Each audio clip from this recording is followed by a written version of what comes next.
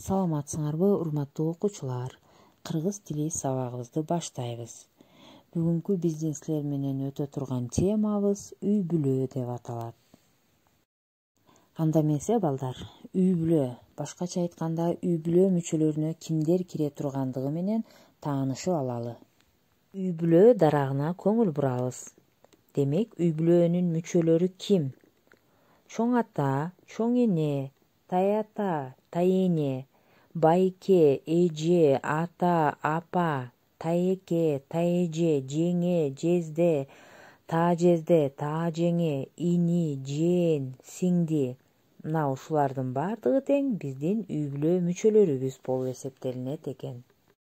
Балдар, ушул жерде биз жоттошкон тамгаларга көңүл буруп кетели. Тайата, тайэке, тайэне деген сөздөрдө так ушул жоттошкон тамгалар катышып атат. Булар алфавитте кызыл өң менен берилип, жазылганда бир гана тамга менен берилет, а бирок кулакка эки тыбыш болуп угулат. Демек, жоттошкон тамгалар эки тыбышты билдирет. Аларга я, ю, йо, е тамгалары кирет экен. Анда балдар сүрөт менен иштеп көрөлү.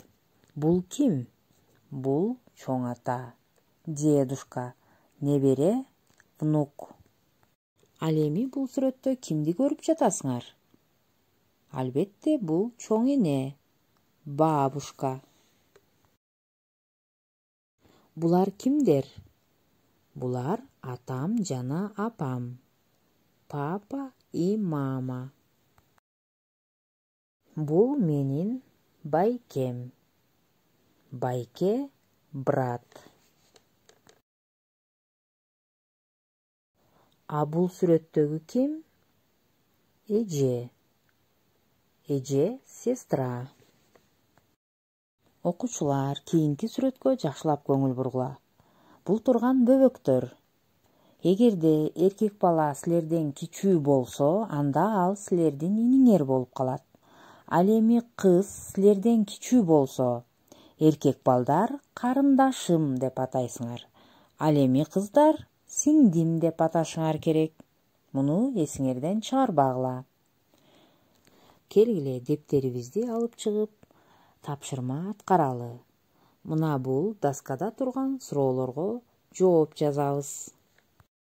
Андан кийин китебиңердин 23 бетинде турган 5-көнүгүүдөгү Тай-тай бөбөк деген ырды окуп беребиз. Сабагыбыз соңуна келди. Саламатта калгыла балдар.